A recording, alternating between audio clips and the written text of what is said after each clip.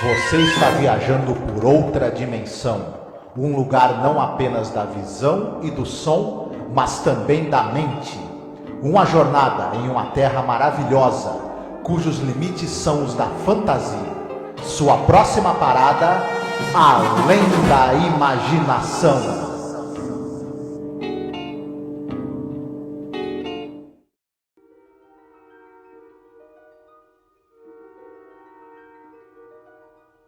Olá, ouvinte, seja bem-vindo à Zona do Crepúsculo. Eu sou a Angélica. E eu sou o Marcos. Hoje nós iremos falar sobre o episódio No Time Like the Past. É o episódio 112 no geral da série, episódio número 10 desta quarta temporada. Lembrando que essa temporada tem 18 episódios somente, ou seja, estamos logo mais chegando nos finalmente, né, Marcos?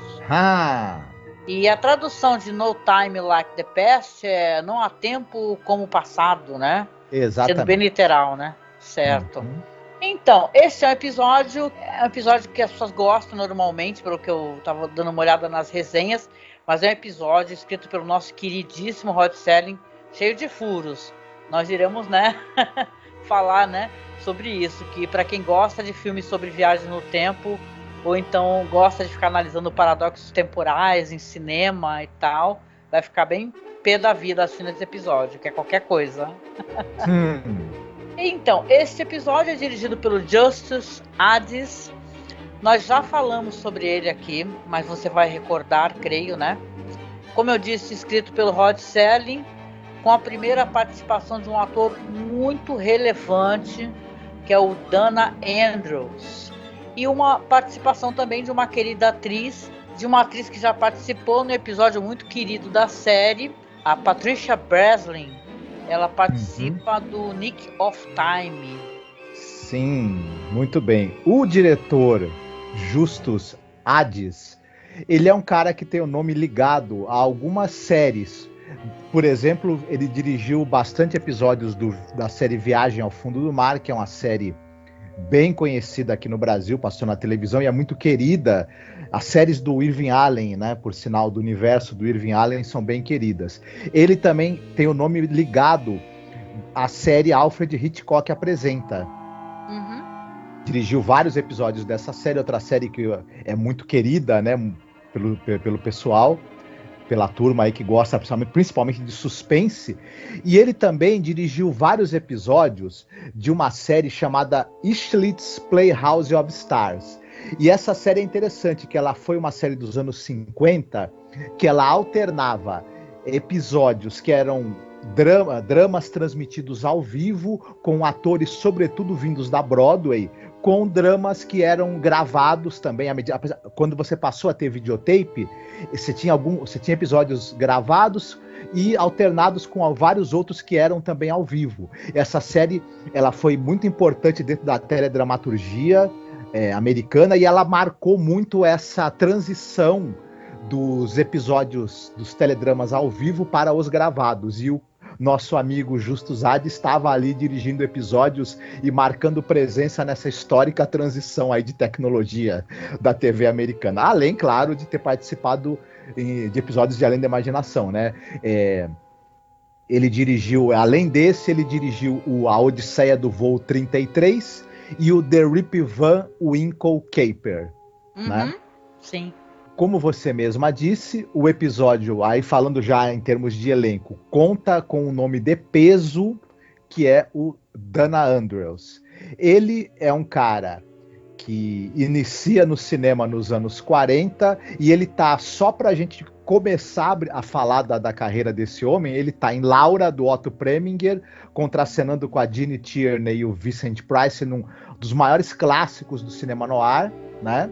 Ele tá também Os Melhores Anos de Nossas Vidas, que é também um drama que ganhou 7 Oscars, premiadíssimo, um filme também importante. Para quem gosta do horror, ele está na Noite do Demônio, dirigido pelo Jacques Tourneur, né? Nossa, um filmaço. Aí, só para citar alguns, né? Já depois, nos anos 60 e 70, ele tem algumas incursões para o cinema B, o cinema catástrofe, da época. O pessoal vai lembrar dele no filme A Fenda no Mundo, né? Por exemplo. Enfim, participações na televisão, inclusive essa participação marcante em Além da Imaginação, por exemplo. Sim, era um ator que ele tinha um problema com álcool, né? Tanto que a carreira dele dizem que tinha uns altos e baixos, né? E depois ele se tornou, inclusive, uma pessoa em tratamento, né? Porque você sendo adicto de álcool, você está sempre se policiando em tratamento. Ele se torna uma pessoa também que é importante na divulgação, sabe? Dessa luta contra o alcoolismo e tal, né? Faleceu aos 83 anos de idade. Sim, o Alzheimer também acabou fazendo com que nos últimos anos ele recusasse papéis e fosse atuando com cada vez menos frequência, né? É uma pena. Sim. E aí a gente pode. Outro destaque, aliás, sempre que ela está no elenco, ela é destaque porque é uma grande atriz, que é a Patrícia Breslin. Sim. Ela já tinha arrasado naquele episódio Nick of Time de Além da Imaginação. Falamos bastante da... Recomendo quem não escutou, dar uma escutadinha, que é muito legal. Comentário sobre esse episódio. Uhum.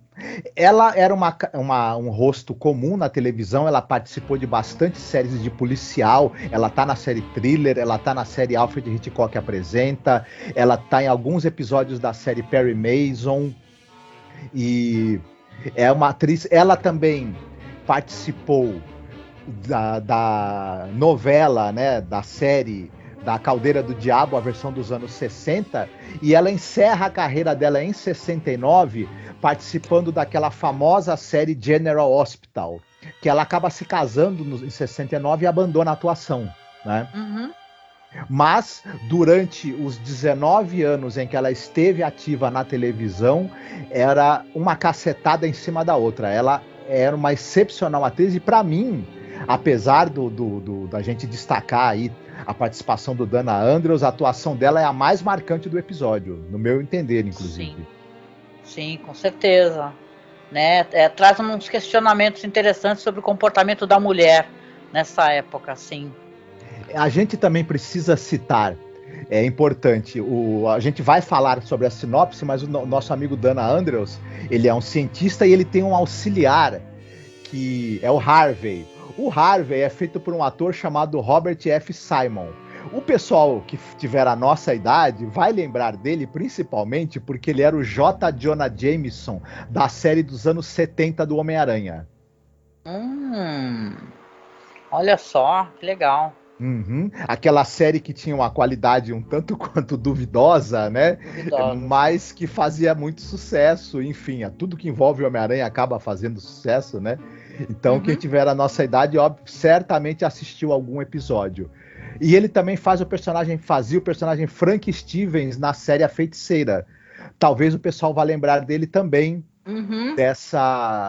das participações dele no seriado A Feiticeira. Fora isso, ele teve em tudo que é série que se possa imaginar da TV americana, né? Sim, sim. Então, esse episódio é o episódio que a gente vai falar um pouco mais sobre isso, claro, mas o episódio que ele fala sobre viagens no tempo.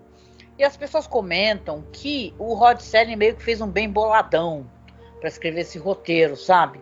Tanto que eu considero, inclusive, esse episódio em duas etapas, sabe? Ele tem duas etapas. Ele tem etapa 1 e etapa 2, que é onde ele realmente quer focar a atenção do Rod Serling, né? Na questão de alteração ou não do passado. Mas é importante comentar aqui, porque antes de The Twilight Zone existir, o Rod Serling tinha intenção, um episódio, no final acabou sendo um longa, apresentado pelo The Westinghouse e Desilu Playhouse, né, que ele escreveu esse roteiro para a CBS. É uma história de viagem no tempo, é uma história de alerta também, como tem nesse episódio, né, essa fase dos alertas, né. Então você vai ter a história de um homem lá que ele quer avisar sobre o ataque japonês a Pearl Harbor em 1941, né? Só que tem ali os desdobramentos, o cara acaba querendo ganhar dinheiro também, e ele meio que vai e volta para o passado, né? Tem esse episódio, que é na verdade um longa, né? Eu chamo de episódio porque ele seria o piloto, né? Na verdade, foi a intenção do Rod Serling, mas ele não conseguiu.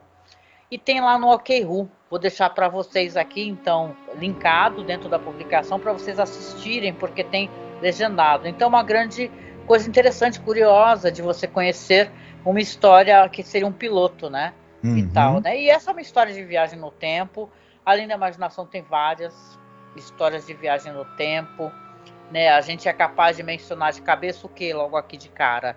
Tem Back There, que, por exemplo, é uma história do cara que ele quer evitar o assassinato do Abraham Lincoln. Deixa eu pensar aqui. Tem a história do... que não é nessa temporada, é na 5ª temporada, do Richard Matheson, Spur of the Moment. Deixa eu ver. Tem aqui também... Deixa eu pensar algo de cabeça no Time Like Past. Tô tentando lembrar. Tu lembra de mais episódios sobre viagem no tempo? Ah, tem aquele maravilhoso do Richard Matheson, do piloto. Lembra? Eu acho que é Shot Arrow into the Air. Acho. Não lembro de cabeça. Do cara que consegue ir pro futuro, depois volta pro passado. Ele tinha fama de covarde, acaba voltando e conseguindo ser um herói. The Last Flight, né? The Last Flight, isso, The Last Flight. Então a série trata muito disso, de viagens no tempo, ou até mesmo de personagens que, de certa maneira, eles viajam para um outro tempo ou espaço. Por exemplo, Walking Distance é uma viagem no tempo, do cara que entra no carrossel, né? Tem o The Trouble with Templeton, do cara que ele também volta para o passado e encontra a mulher que ele imaginava, né, romântica, apaixonada por ele, né? Ele era um cara muito infeliz no presente. Você tem a Ida Lupino com um maravilhoso e lindo The 16mm Shrine, que ela também vive do passado, né, e das coisas que ela já realizou. Tem o trágico I Stop You at Willoughby. Tem o Static também, que vai falar do passado. Kick the Can, por aí vai. A série realmente gosta muito disso, de viagens no tempo, né, Márcio? Sim. Esse episódio, você citou vários episódios, e ele soma temáticas desses vários episódios. O Kick the Can, por exemplo, em alguns outros, você tem o forte senso de nostalgia. Aquela ideia de que o passado era melhor do que o presente. Ele era mais simples, ele era menos violento, ele era menos tenso, menos complexo. Sim. E era melhor para se viver, né? É como se o personagem ele também quisesse... a certo momento do episódio, fosse para Willoughby, né? Só que tem um sentido menos trágico aqui, né? Uma coisa mais... É um passado meio idealizado, né? Que o personagem tem, né? Como o cara de Willoughby também tem, né? Se fala, nossa, uma cidade perfeita, né? Nada de ruim acontece. Ele se sente deslocado no nosso tempo, e aí ele imagina que um local, talvez, onde ele poderia ter se achar, né, o local para ele pudesse estar no passado, né? Esse personagem. Ele mistura também a ideia de que você pode interferir no passado para melhorar o presente. A gente teve o famoso episódio em que o cara tenta impedir o assassinato do Abraham Lincoln, por exemplo. Mas a gente está aqui meio que se antecipando. Então vamos fazer o seguinte: hoje é a tua vez de falar a sinopse. A gente conversa um pouco mais então sobre as nossas impressões depois da tua sinopse. Beleza? Esse episódio gira em torno de um personagem chamado Paul Driscoll. Ele é um físico. Ele e o seu colega, o Harvey, eles construíram a máquina do tempo. E o Paul Driscoll, ele usa essa máquina para duas coisas principalmente. Ele está muito descontente com o século XX, e não sem razão, né? A gente sabe muito bem que foi um século marcado pela guerra, pela violência, pelo racismo, pelo preconceito, etc. Foi um século muito complicado, né? E ele tem primeiro plano de viajar para o passado e tentar impedir grandes tragédias ou eventos catastróficos que aconteceram no século XX. Diante da dificuldade em conseguir esse objetivo, ele resolve partir para um plano B, que é voltar para uma cidade no século XIX, onde, já que ele não consegue melhorar o presente, ele vá para um passado mais simples, mais tranquilo, onde não haja tanta guerra e tanta violência, onde ele possa sossegar por lá. Será que vai dar certo? Basicamente é esse o tema do episódio. Nós vamos descobrir, né, se os planos do nosso amigo Paul Driscoll vão dar certo ou não. Então, a gente entende aqui que o começo deste episódio, essas viagens no tempo que o Paul faz, são viagens assim meio que para algo, né? Para demonstrar algo que é onde realmente o Rod Serling quer focar a atenção dele, né? Essa questão do destino, né? De algo que é imutável, de um passado que você não consegue alterar, né? Mas é tudo nesse roteiro, não sei a tua opinião, é tudo muito superficial logo no começo disso. Isso talvez deixe o espectador um tanto quanto desgostoso. Apesar de eu assumir, eu sempre faço isso logo no começo das minhas, né, declarações, que eu gostei do episódio. É um episódio divertido, gente. Né? Mas ele é cheio de buraco. Primeiro ele vai para Hiroshima, porém ele vai bem próximo à data que a bomba atômica vai cair. Ele tenta convencer, não mostra pra gente como, porquê, como é que ele chegou a esse capitão, né, que considera ele insano. E ele depois resolve então ir para Berlim para assassinar o Hitler. Mas ele também vai tentar assassinar o Hitler quando ele já é um homem muito famoso e muito importante, né? E também não consegue assassinar porque entra uma camareira. Eu sei que você vai querer falar um pouco mais sobre isso, que tem os buracos desse roteiro, assim, é meio a camareira, ela parece uma espiã. É bem estranho. E por fim, ali o Lusitânia, que ele vai tentar evitar que o navio seja torpedeado, ele pede desesperadamente para o capitão virar o navio 1 grau apenas, para que o torpedo não chegue, né? Então esse começo de história ele é bem problemático, né, Marco? Não sei o que você acha disso. Realmente, eu gosto desse episódio, eu concordo com você, por conta, por exemplo, ele tem diálogos excepcionais, mas a gente vai falar dos diálogos mais para frente. Vamos nos ater aos problemas que o roteiro tem também, porque apesar dele ter diálogos maravilhosos que questionam essa coisa da violência, da guerra e das tensões que houveram no século XX, de por que gerou tanta frustração em quem esperava algo mais da humanidade por conta de toda também evolução tecnológica, né, que o século XX trouxe. Por mais que tenha diálogos muito bons em cima disso, o episódio se propõe também a que a gente acompanhe uma viagem de um cientista em tentar mudar, né, os rumos sombrios que o século XX teve. Primeiro, a gente já poderia falar que isso é um cara sozinho tentar mudar grandes eventos é uma pretensão grande demais, né? Já começa por aí.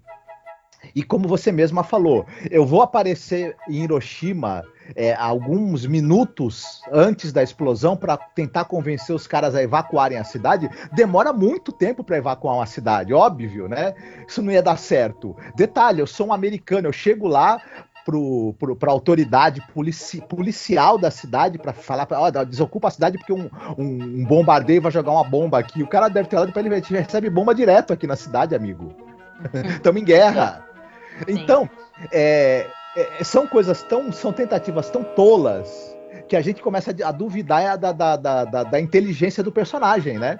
Aí ele chega no Lusitânia, como você mesma falou, né? O navio que é bombardeado por um submarino alemão, e isso acaba levando a entrada da Inglaterra, né? Uma das razões pelas quais a Inglaterra entra na Primeira Guerra Mundial. Veja bem, ele manda o cara desviar o curso 1 grau. E se o navio já tivesse sido avistado pelo submarino, eles poderiam corrigir também a rota deles para continuar perseguindo e no fim, afundar o navio de qualquer maneira. Né? Não é ele mudar 1 grau na rota que o salvaria necessariamente. Né? Ele poderia ter tentado impedir que o navio saísse do cais, porque a partir do momento que ele estava naquela rota, 5 minutos a mais, não sei se ia fazer tanta diferença.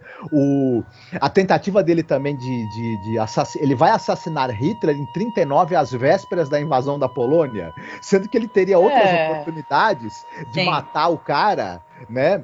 Antes do cara ter acesso a tanta segurança, antes do cara ser o manda-chuva da Alemanha, né, o Führer, né, podia pegá-lo quando ele era um estafeta do exército, quando ele era um mero soldado raso, né? Não, e até pegando por esse viés que você está usando, eu não gosto muito de roteiros que são simplistas ou eles não desafiam o espectador. Porque assim, a gente sabe que essas coisas, né? A gente está vivendo no governo Bolsonaro, né? As coisas não acontecem de um dia para o outro. Se você mata uma pessoa e desaparece com ela do mundo, as coisas não vão desaparecer. Você não vai ter a ascensão do Hitler, ele não ascendeu fazendo sozinho. Ele não era o único Exato. homem. Ou mesmo ali a questão de Hiroshima, então a questão da guerra. Né? Isso aí não acontece assim, dessa maneira. As pessoas não conseguem. É uma coisa, é um sonho humano, é uma coisa bonita a gente pensar que o ser humano tem esse afeto, esse sonho, de achar que ele pode, por um movimento, alterar algo que salvaria milhares e milhares de vidas. Isso é muito bonito, na verdade. Mas a gente sabe que não é assim que funciona. E as pessoas não vão chegar assim, falar, que nem ele chega pro capitão do Lusitânia, né, do navio, falar: olha, eu tô falando pro senhor a verdade, acredite em mim. Né? Por quê? Porque quem é você? Entendeu? Por que ele acreditaria? Agora, claro, tem umas forçações de barra, né? Ele tá ali prestes a assassinar o Hitler, né? Com a mira, inclusive, tem a mirazinha e tudo, aí entra uma camareira, que ele deixa entrar. Não manda ela tipo a merda, né? Em alemão, né? Sei lá, fuck you, em alemão, né? Sei lá, e atira, né? Então é meio tudo é uma conveniência de roteiro, né? E o negócio de Hiroshima, né? Eu até fico assim pensando, como que o Rod Serling escreve um roteiro desse achando que o espectador dele vai engolir essa, né? Sim, Que ele vai chegar lá pros capitães, pro pessoal importante do exército japonês, falando assim, ó, gente, foge todo mundo dessa cidade, evacua. Tipo assim, se ele chegou o quê? 5 minutos antes, pelo que eu entendi, ele tava ali, o quê? Ele fala que tá preso há 6 horas, né? Isso é verdade. Sendo justo, né? Sendo justo roteiro. Mas, porra, em 6 horas, colega, não dá tempo de você resolver essa questão também. Não dá. Não, e outra coisa, ele é um cientista, ele sabe que a radiação, ela não atinge apenas o local onde a coisa explodiu como se fosse uma bomba qualquer. A radiação tem efeitos à distância. Então, as pessoas, em vez de serem pegas com a cidade, com todo mundo na cidade, os que morreram na hora, na verdade, iam ser pegos pela radiação durante a evacuação e iam morrer aos poucos de câncer, né? Então é muito furo, né? E a gente sabe que esse personagem ele teve tempo para pensar como é que eu vou fazer, né? Não foi uma coisa, será que ele decidiu na hora? Ele obviamente teve tempo para pensar em como ele faria aquilo durante todo o tempo em que ele estava desenvolvendo essa máquina do tempo, né? Então fica difícil a gente comprar a maneira como ele resolve interferir no passado, né? Durante a primeira parte do episódio. Apesar de ter excelentes diálogos entre ele e o Harvey, que é o colega dele cientista, né? Sobre o quão sombrio foi o século XX. Não, e sabe o que você pensa? Que todas essas coisas aí tinha como saber nessa época. Porque a série estava sendo gravada em 63, as bombas foram lançadas em 45. Eles sabiam, gente. Não vem me falar que não, porque a gente conversou, que tem um podcast muito bom que a gente fez, tá, galera? Chamado Game Pés Descalços. A gente falou sobre os mangás, sobre as animações, que são muito tocantes, e foi um debate muito interessante. Então tem toda uma questão documental que existe, tinha informações, muita gente que morreu depois da questão da bomba, porque foi infectado pela radiação, né? Então, esse negócio, a gente entende a gente tá até perdendo muito tempo nessa parte que é onde eu acho que nem o roteirista queria realmente focar. Mas a verdade é que são incongruências, né? E não dá pra gente passar por cima disso, até porque mais pra frente ele vai falhar novamente com essa questão, né? De falar assim, porque ele tá o tempo todo querendo alterar o passado, ele não consegue. Aí quando ele retorna, veja bem, ninguém explica como é que é a viagem, como é que ele consegue retornar, quanto tempo ele pode ficar, como é que ele emite um sinal, por exemplo, pro cara que tá lá ajudando ele, que ele já quer voltar, né? Aliás, falando em questão de filmagem e tal, aquela plataforma que eles fazem, que é o local onde o cara tá operando aquele computador, né? É bem interessante também, essa visão também. É uma questão. O Rod Serling disse que ele não era um cara que dava muita pelota para essas paradas de como é que seria, né? Como é que ia ser o dispositivo ou não e tal. Ele queria escrever o roteiro e ver do que ele podia fazer, os assuntos que ele queria colocar ali dentro do roteiro para debate, né?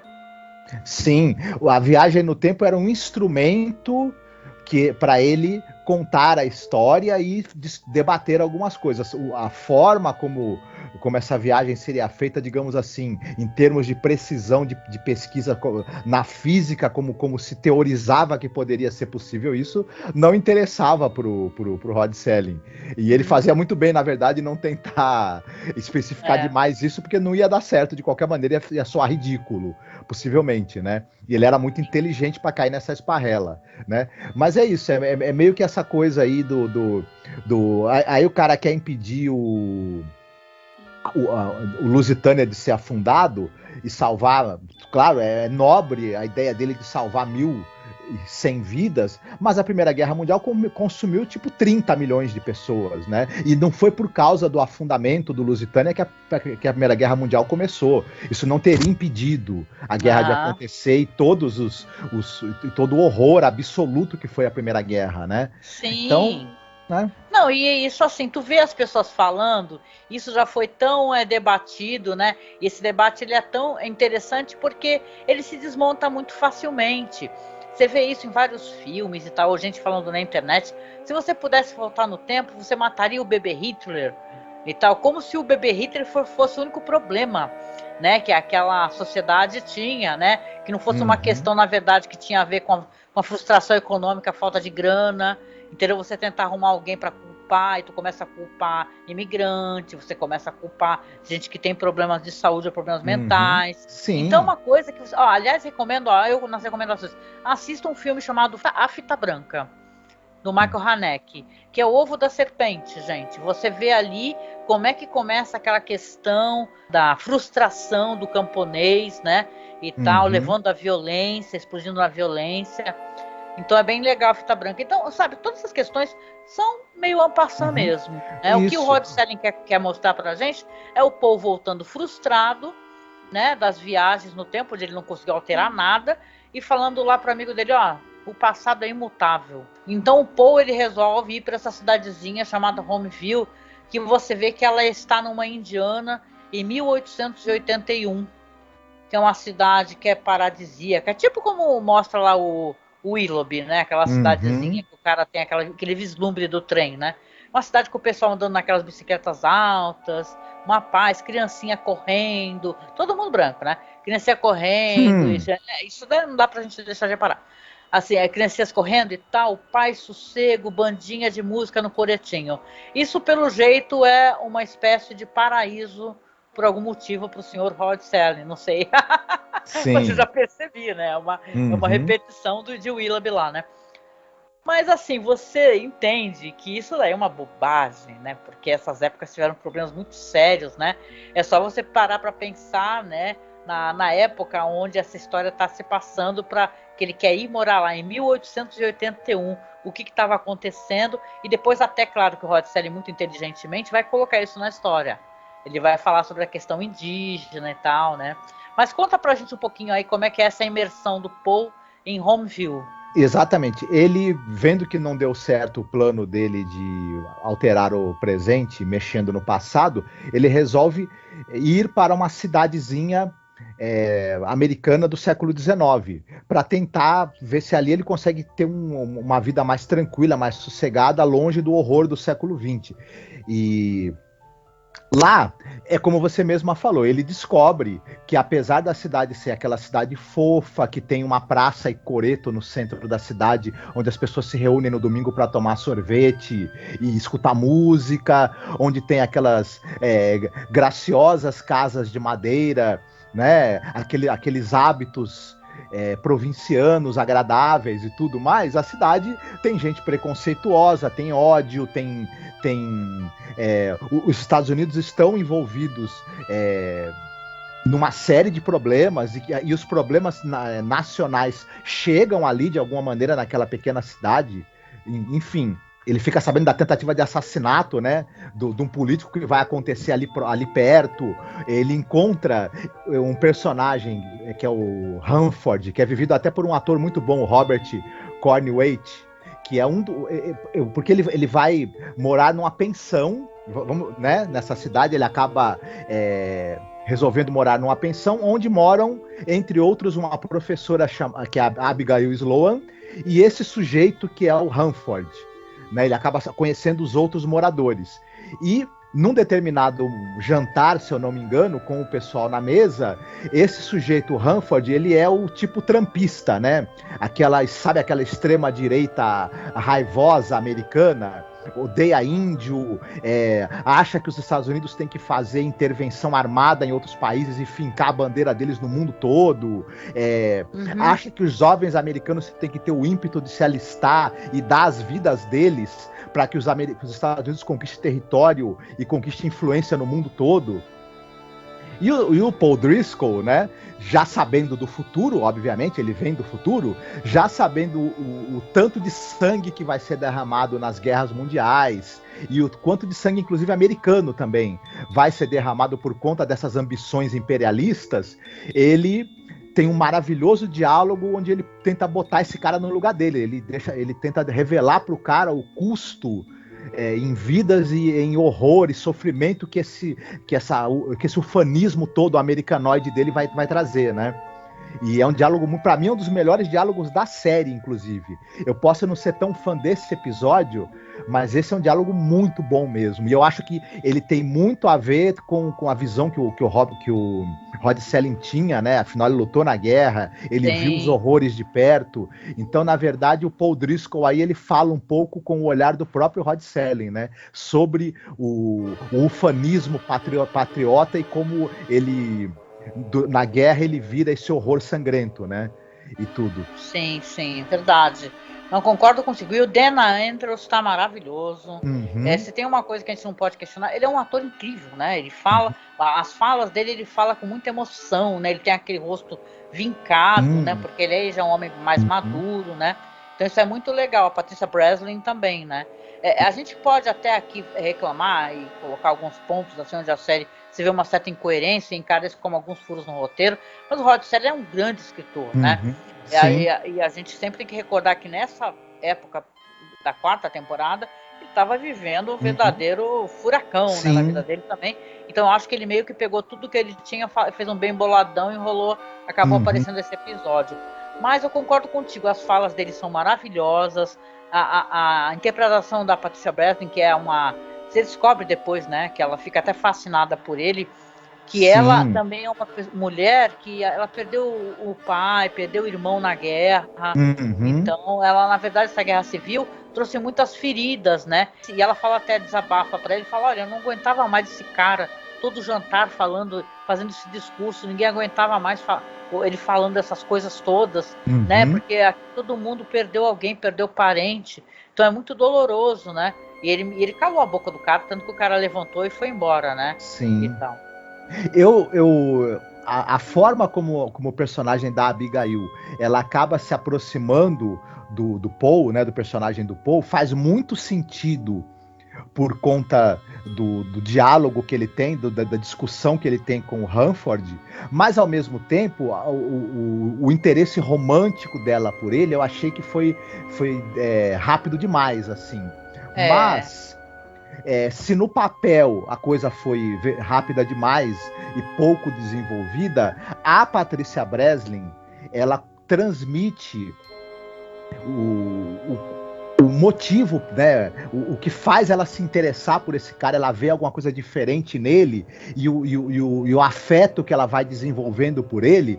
A atriz põe muita verdade nisso e ela faz com que a gente até esqueça o quanto isso é precipitado no roteiro, de tão boa e tão empática que é a atuação dela. Ela já tinha tido uma atuação que roubava a cena do William Shatner no episódio lá, né, o Nick of Time, e aqui, apesar dela estar contracenando com um ator muito experiente, que é o Dana Andrews, ela se destaca, assim, é muito bonito a maneira como ela trata esse personagem.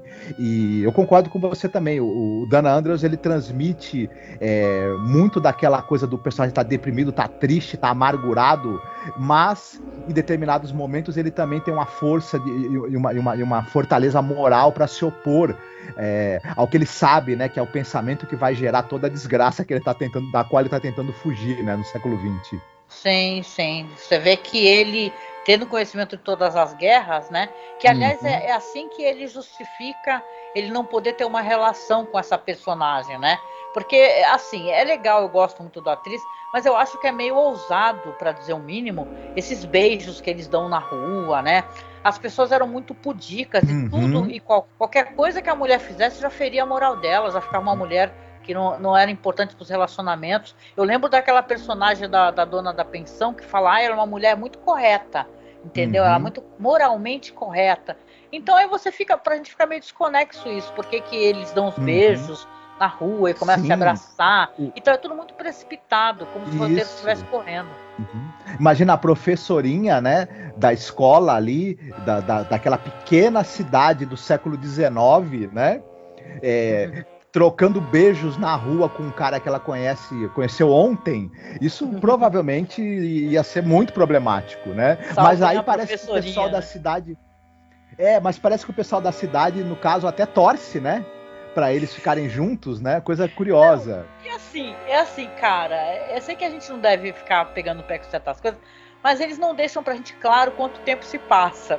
Aí você tem a impressão que no dia seguinte já tem um cara no coreto, porque vai ter uma apresentação musical, batendo um mau papo com ele, já falando da relação que ele tem com a professorinha e tal.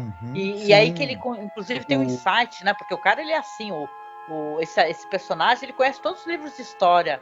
Ele sabe tudo que vai acontecer. E ele sabe que aquela escola especificamente, ele até abre depois umas notas, né? Um guia de notas que ele tem, né? E aquela escola vai virar um banco, né? Porque ela vai pegar fogo. Aí, nossa, ele começa a entrar em pânico, né? Porque, nossa, a escola vai pegar fogo, a escola tem um monte de criancinhas fofas e tem a professorinha. Então, aí vem duas coisas que pra mim esse episódio...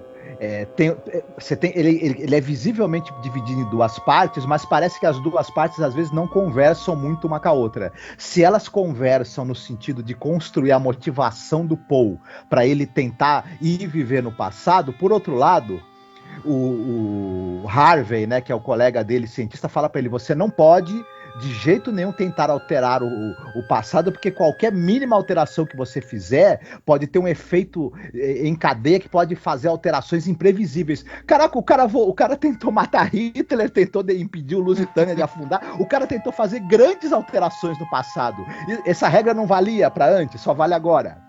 Outra coisa. Ele se convenceu que porque ele não conseguiu alterar o passado, agora então ele não vai alterar mais nada na vida dele.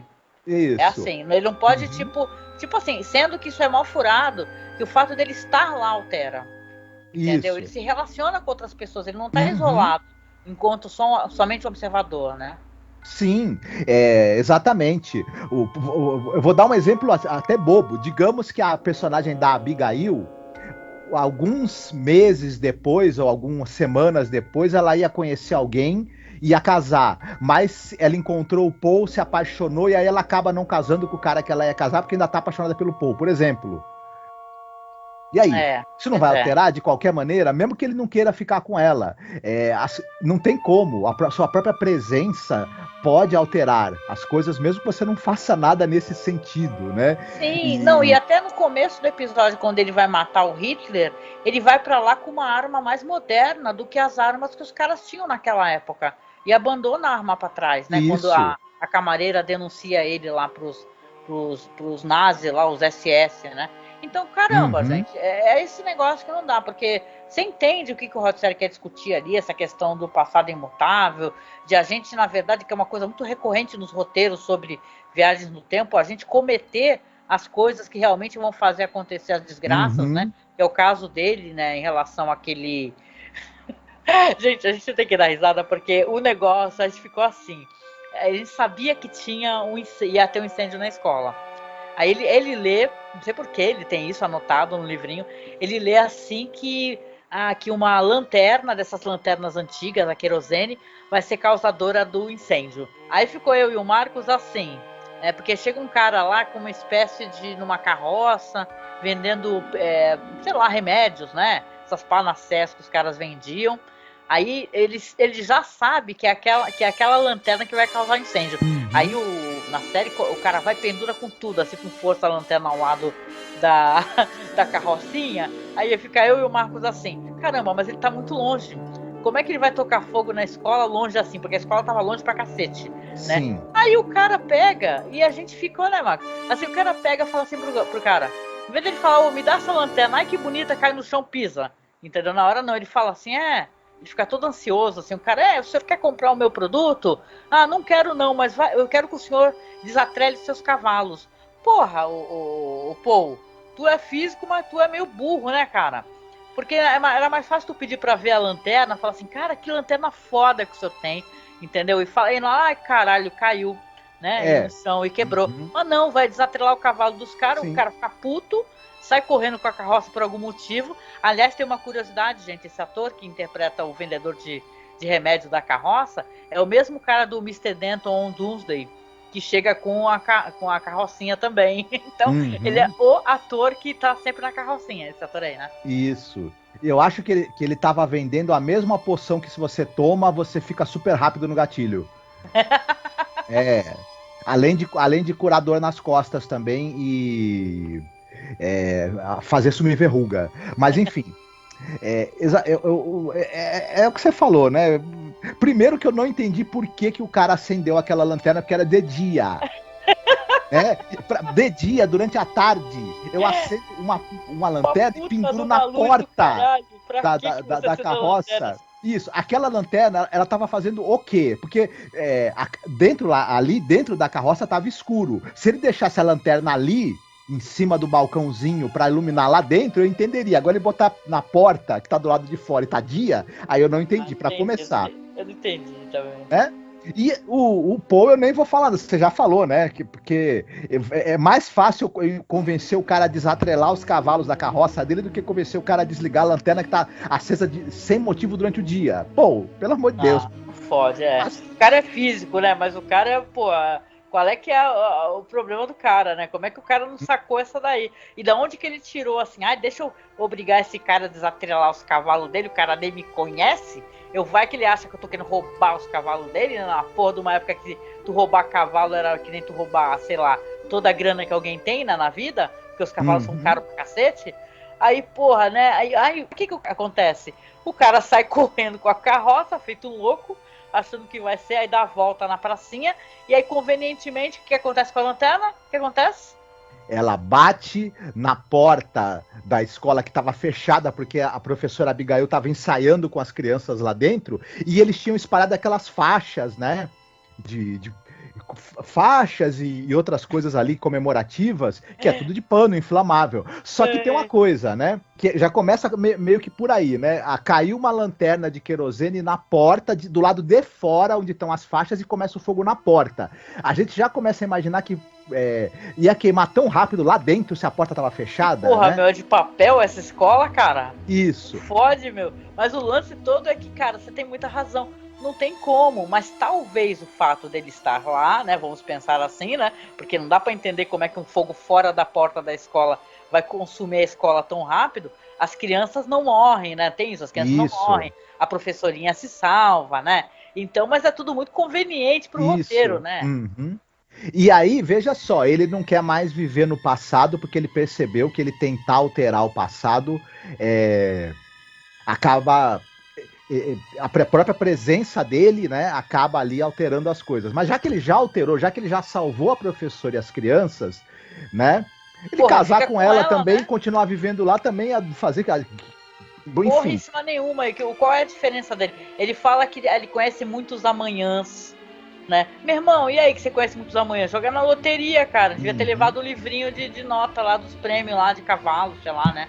O lance todo é que o cara volta pro presente depois e, porra, ele foi totalmente ineficiente. Isso. Em todos os sentidos, porque ele não conseguiu mudar porra nenhuma, nem Hiroshima, nem conseguiu matar o Hitler, nem conseguiu impedir o afundamento lá do navio, porque ele chegava 5 minutos antes.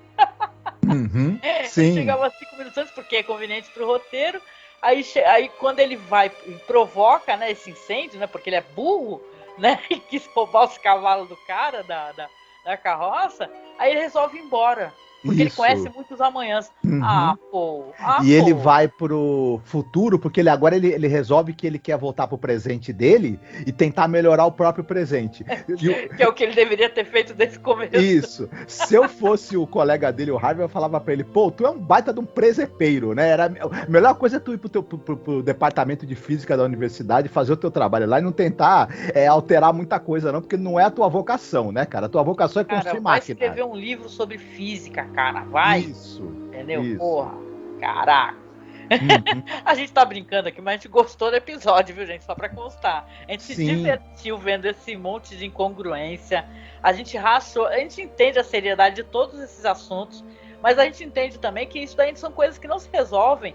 Tô aparecendo 5 minutos antes, entendeu? Que é uma coisa que é trabalho de formiguinha, cara. Ele tinha que chegar, sei lá, ele pegar um evento significativo e começar a fazer discursos mais. Sim. Vamos ser, né, poliana aqui, né? Ele fazer discursos para evitar a sanha de raiva e de ódio da população da Alemanha. Por aí vai. Isso aí não é assim que acontece, né? Isso é uma coisa construída por muitos anos, né? E você lutar contra o ódio, contra o fascismo, é um trabalho infindável, gente. Não tem fim, entendeu? A gente está aqui em 2022 falando diariamente, sabe? Tá nas redes sociais, tentando, sabe? Ativamente, sendo ativista, falando contra o fascismo, falando em prol ter o reconhecimento às minorias. E a gente não é escutado, porra. Sim. Ao mesmo tempo, apesar de todos esses furos, o episódio, eu acho também que tem uma falha que você citou, e você está muito correta, em a gente ter dificuldade em saber mais ou menos quanto tempo ele ficou em cada uma desses passados para ele vai. É um problema um pouco do roteiro, um pouco da direção de conseguir definir isso pra gente, porque isso é importante pro transcorrer da ação ao longo do episódio. Se fosse um detalhe sem importância, eu não diria nada, mas ele tem uma certa importância e a gente ficar na dúvida dificulta um pouco. Ao mesmo tempo... Que nem aquelas viagens de Game of Thrones, que os personagens, ora, demoram muito para chegar do ponto A pro ponto B, ora, tipo, sabe, é um comercial da HBO para estar no ponto B. Então complica, né? Isso confunde o espectador. Ao mesmo tempo, a sensação de desilusão, de desencanto que esse episódio transmite com o século XX, com os rumos da humanidade, com a guerra, com a violência e com a incapacidade do ser humano, mesmo de posse da tecnologia, melhorar a própria vida de maneira significativa e construir um mundo fraterno, seguro. Essa sensação de desencanto que é muito bem transmitida pelos diálogos e pela atuação também do Dana Andrews, ela toca a gente. É difícil ela não falar com a gente que viveu, né? Inclusive, né, o século XX mais tardiamente, e percebeu o quanto o personagem do Paul estava certo em achar o século XX um século realmente preocupante e permeado por um tremendo desencanto, né? Então nesse ponto o episódio, para mim, eu achei ele muito marcante, muito tocante, apesar dos furos aí, né? Sim, é verdade, né? É um episódio que eu acabei me divertindo, né? E, às vezes até o fato de você reconhecer algumas incongruências no roteiro de alguém que se admira tanto quanto o Rod Serling é divertido também. Falar mal também é divertido, né? É interessante e importante quando você está comentando alguma coisa ou mesmo criticando, você explicar por quê, né? Que tem gente que tem essa mania de falar mal, mas não explica nada, né? Você fala, não gostei. Sim. Então a gente está pelo menos tentando fazer esse trabalho aqui de explicar por que a gente acha que tem alguns problemas nesse episódio, né? Sim, para mim o grande talento do Serling, o talento máximo dele como escritor, era a força dos diálogos dele, que aqui nesse episódio tá plenamente funcional, né? Tem diálogos lindos, sim. E o senso dele para fazer comentário social. Para mim, esses eram os dois maiores méritos dele, inclusive como a dramaturgia dele, esses eram as duas qualidades principais. Então esses problemas de lógica interna e furos ali no episódio em que ele está lidando com ficção científica e tudo mais, e vou te falar que furo em história de viagem do tempo não é uma coisa que é só do Rod Serling, né? excelentes escritores aí, excelentes roteiros até de filmes que lidam com viagem no tempo, tem seus paradoxos e seus furos, né, também. Sim, sim, com toda certeza, né? Mas é episódio passável, assim, não é episódio revoltante, é só um episódio que eu acho que ele passa por cima demais de coisas que não dá pra tu passar por cima. E tu falar de viagens no tempo é sempre muito complicado, viu, gente? Não é fácil não, tá? Mais uma curiosidade rapidamente aqui, é que não sei se vocês repararam, não tem os créditos do Herbert Hirschman nesse episódio, né? Normalmente tem os créditos, dessa vez não tem, porque vão passar, estava em transição, ia passar para outro produtor, o Bert Granit, o Granit, Isso. não sei. E no final, né, eventualmente mais para frente, vai trocar novamente de produtor, vai para o William Fraug, né? Então você tem um episódio que ficou trocando de showrunner também, né, e tal. Não sei se isso tem alguma coisa a ver, né? O Herbert Hirschman, ele fez uma coisa que não se deve fazer, né? Chegou pro Rod Serling e falou: Rod Serling, esses teus roteiros não tão bons. Aí eu acho chegar pro Manda-Chuva falar isso. Que é roteirista, né? Aí. E detalhe, isso é injusto também. Eu não sei, não tenho vivência. Eu sei que o Herbert Hirschman, ele foi por muito tempo o produtor daquela série Dr. Kilgore, ele tem muitos créditos no IMDb. Mas eu acho que também tu detonar o Rod Serling na fuça dele, ele passando por todo o estresse, porque a gente falou no episódio 100, se vocês puderem, escutem lá, quando a gente foi falar do episódio, o famigerado episódio do Ray Bradbury, que, na verdade, ele estava tendo muita pressão, ele estava sendo acusado de plágio, e, sabe, o pessoal ficava cavucando o tempo todo, sabe, aparecia a pessoa com o roteiro mais aleatório do mundo, e falava, ai não, essa história que acabou de passar foi meu roteiro, né, plagiaram meu roteiro, sendo que quem é essa pessoa? Onde é que estava esse roteiro? E por aí vai, entendeu? Então a série estava sendo muito bombardeada, assim, por gente invejosa, até mesmo do pessoal que trabalha, infelizmente, com literatura, tinha essa rixa entre eles, e o Serling tava meio de ovo virado, saco cheio, né? E tal. Vamos lembrar que o Serling morreu jovem, gente. Ele morreu com, sei lá, Marcos, acho que não tinha 50 anos, né? Isso, ele morreu aí na faixa dos 50 anos. Gente, fumava muito, ele tinha muito estresse, de verdade, foi um ataque cardíaco fulminante, né? Negócio assim, parece que ele ainda foi atendido e veio a falecer, né? Não conseguiu sobreviver. Então ele vivia sob um estresse muito grande. Trabalhar com televisão, nessa época, como ele trabalhava, ele é muito famoso porque trabalhava na era de ouro, né, da TV, né? E era um grande roteirista, premiado de Playhouse 90, mas ele vivia sob uma pressão muito forte, né? Então eu acho que se o Herbert Hirschman chegou na 4ª temporada, ele já, depois que a série foi cancelada, depois foi retomada, e foi decidido que iam ter episódios de 1 hora. Veja bem, não foi o Serling que decidiu isso, foi o canal, né? Então ele já tava pra lá de Bagdá. Eu também ia falar pro Herbert Hirschman, Herbert, vai pentear macaco. Mas o episódio e legal, ele foi. gente. Foi, eu acho que ele foi.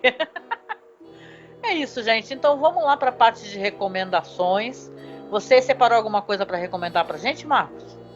Sim. Basicamente o seguinte, a gente comentou aqui que a gente citou assim rapidamente as séries produzidas pelo Irving Allen. E é um negócio interessante da gente citar, porque esse cara, ele foi um grande nome aí da televisão americana dos anos 60, 70, enfim. E ele tinha séries de ficção científica, aventura, ele fez escola, né? O Túnel do Tempo, Viagem ao Fundo do Mar, Terra de Gigantes, etc., né? E foram grandes sucessos lá e grandes sucessos na TV aqui também, né? Faziam alegria da garotada também, aí nos anos 70 e 80 aqui na TV brasileira.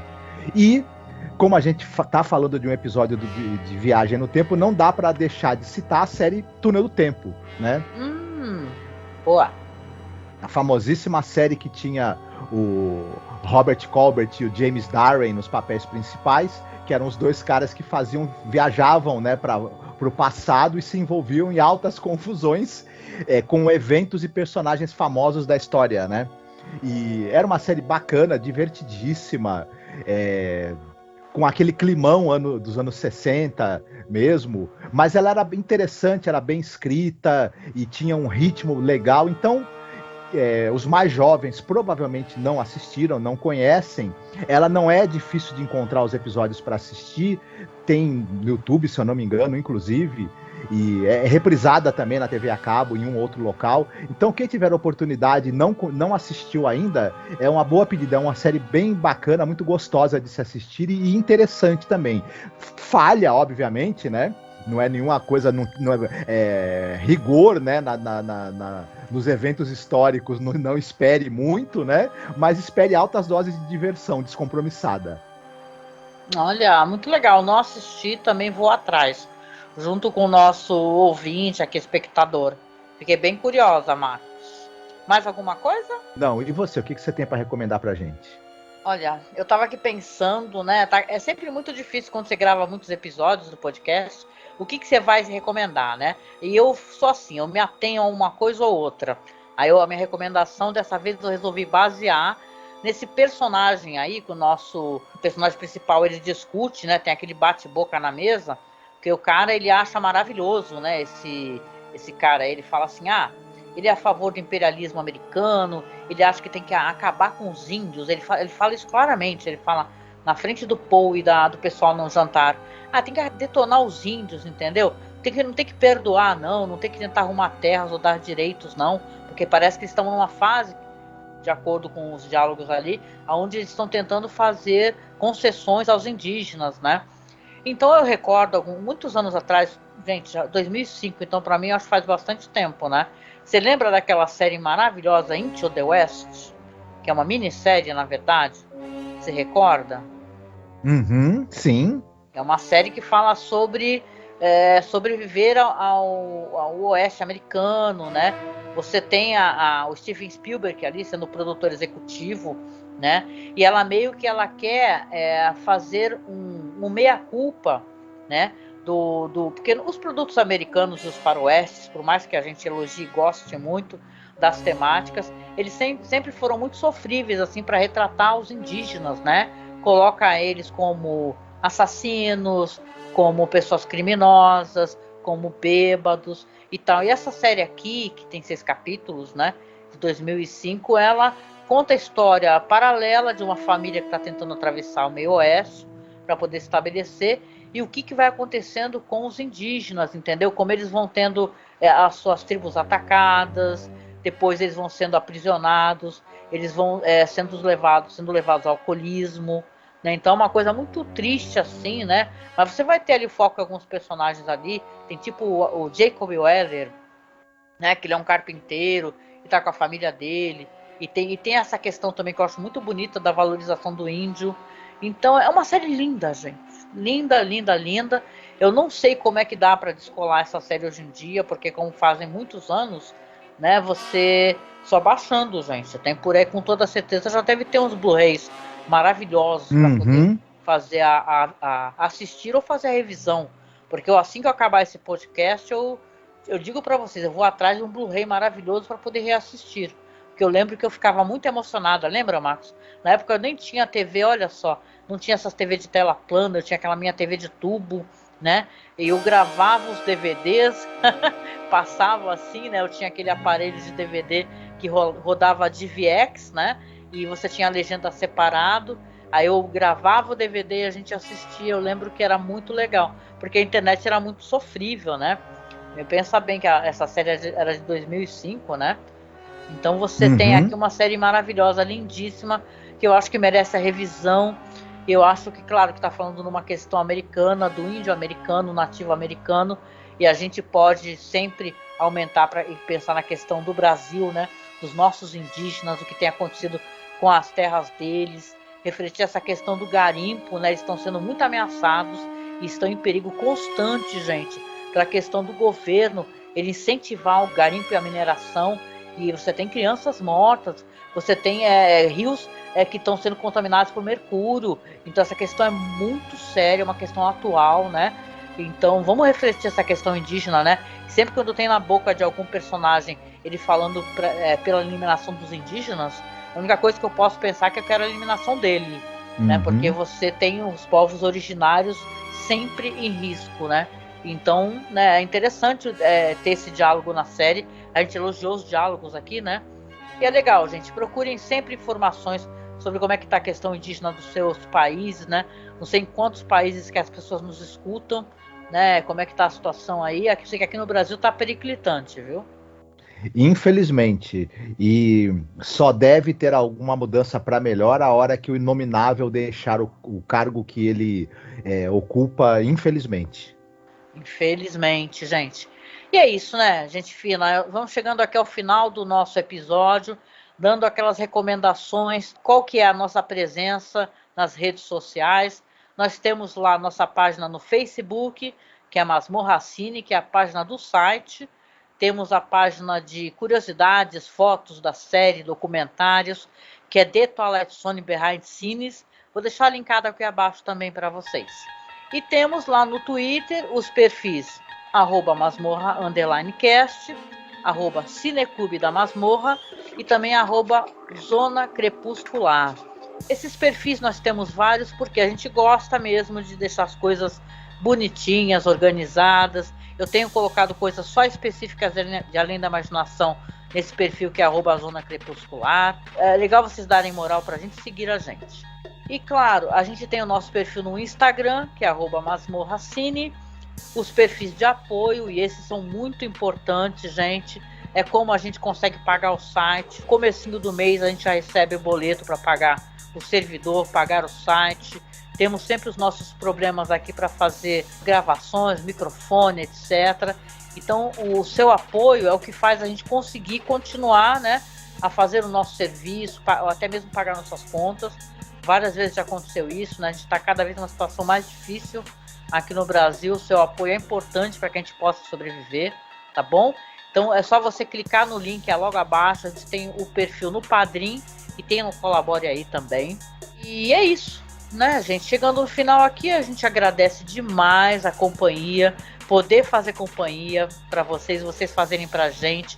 Conta pra gente o que você achou do episódio, tá? O que você achou, se você achou péssimo, se você achou divertido, pelo menos. Não deixe de contar, né, Marcos? Sim, a gente gosta muito de saber a opinião de vocês. Uhum. E segue a gente no YouTube, tá? Não deixa de se inscrever no nosso canal se você está assistindo aqui. Se você gosta de ouvir a musiquinha final, porque o Marcos, hoje é a vez do Marcos, né, de escolher a musiquinha, você vai lá no nosso site, que é masmorracine.com.br, ou no Spotify, procura a gente como Além da Imaginação Podcast, que você vai escutar a musiquinha final, porque toca lá, porque no YouTube, infelizmente, ele não deixa, né? E qual que é a música de hoje, Marcos, que você escolheu para encerrar o programa? The Gathering, com a música Strange Machines. Nossa, a música é maravilhosa. Essa banda, essa mulher, essa voz, tudo, cara. Eu já curti muito, já agitei muito curtindo The Gathering. É muito bom. É isso, né, Marcos, querido? Vamos chegando ao final do nosso podcast. Deixando um beijo para vocês. Se cuidem, gente, que ainda não terminou essa pandemia, né? Usem máscara, cuidado com as aglomerações, tá bom? E a gente se encontra aí no próximo episódio sobre a série Além da Imaginação. Fiquem bem, se cuidem e vamos ver se a gente não repete os horrores do passado, né? Sim.